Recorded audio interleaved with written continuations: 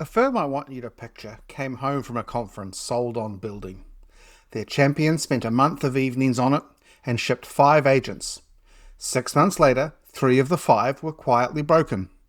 Nobody had noticed until a client did, and the firm concluded that building was the mistake. Hi, I'm Peter McCarroll, the AI accountant. I help CAS practices work out what to build and what to buy.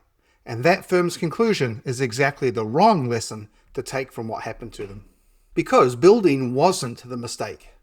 The mistake was answering buy versus build by looking at the apps. This is part 3, and it closes the series. In part 1, we unbundled what an app actually sells you.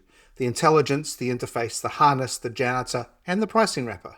In part 2, we read the pricing as a risk contract and asked who's really carrying the token volatility. The last question is who should supply those 5 layers for your firm? And the answer to that isn't on any vendor's website. It's in your operations. Now, one quick definition before I go further, in case you're joining the series here. When I say agents, I mean AI that carries out multi-step work on its own, rather than answering one question at a time. At Engage this June, one warning came from session after session. Buying a tool is not a strategy. And I'd add the other half of that, which no one on stage said quite as loudly.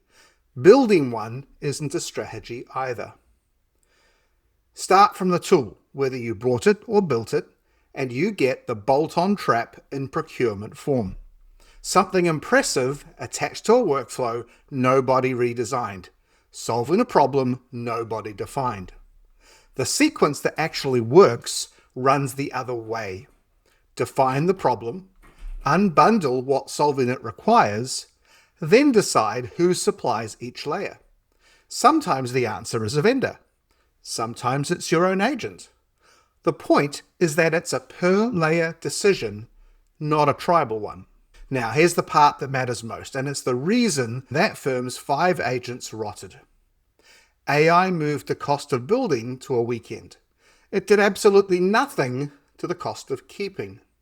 The janitor work we covered in part 1, the model migrations, the regression testing, the quality monitoring, the documentation, lands on someone in your firm the day you build, and it never stops landing. So, build readiness is not a property of the app you want to replace. It's a property of your operations. Does the maintenance loop exist? And does it have an owner?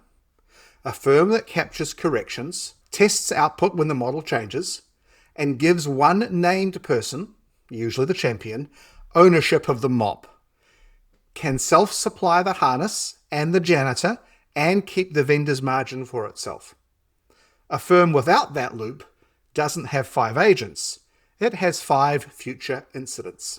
And if that loop doesn't exist in your firm yet, I want to be really clear about something. Buying is not a failure. It's the rational move, and it deserves an honest name. Call it the packaging premium.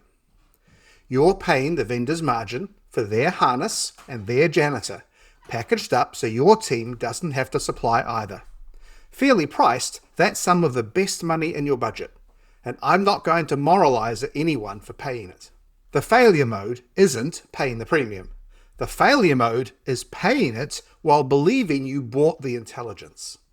Subscription prices for a commodity, with the real value sitting unexamined. Know which layers you're renting, and the premium becomes a choice instead of a habit.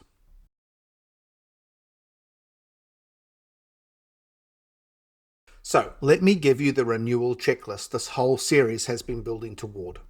For each problem you're solving, and I mean the problem, not each tool you happen to own, ask 5 questions, 1 per layer. First, for the intelligence. Could our own AI do this work today? Then for the interface. Which screen are we actually paying for? Is it the transaction screen that agents are steadily emptying? Or is it the exception queue where a human reviews the work and stands behind it? That queue is the durable part.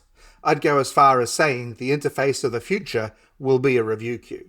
For the harness, How hard is client data scoping for this particular problem, and can we honestly match what the vendor does? And for the janitor, who owns the upkeep loop? Do we have that person, or are we buying the vendors? And finally, for the pricing wrapper, which is part 2 in one question, who carries the token risk? Who chooses the model doing the work? And what does the pricing unit force us to adjudicate?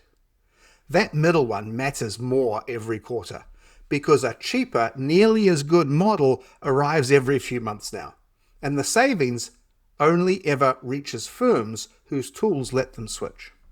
There's one check that sits outside the 5 layers, and it's the one people skip: vendor mortality. Before you build a workflow on anyone, ask what happens when the platform absorbs their layer.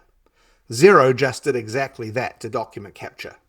Now, Rails help, but nothing makes a vendor immortal. Here's the thing I most want you to take away. Build readiness isn't fixed. It grows the way every AI capability in your practice grows. One problem, one loop, one owner. And each layer you learn to supply moves the answer to the next renewal. That's the real reason buy versus build has no tribal answer. The firm asking the question is a moving target. Which brings me back to the firm I opened with. The one whose 5 agents rotted. They didn't fail because they picked the wrong side of the argument. They failed because they answered a question about their operations by looking at a product, and then nobody owned what happened next. Give that same firm a maintenance loop and a named owner, and 3 of those 5 agents would still be running today. Same conference, same champion, same month of evenings, but a different outcome entirely. If you want a structured read on where your firm sits right now, before your next renewal comes up, take the AI Readiness Scorecard. It's free, it takes about 5 minutes, and it scores the operating maturity I've been describing: workflow automation, deliverable quality, team capability, data and context readiness, and advisory scalability. The link is in the description below this video. And then, before you cancel a subscription or build a single agent, answer the only question the conference stages skipped. Which layers can your firm actually supply? And who owns the mop?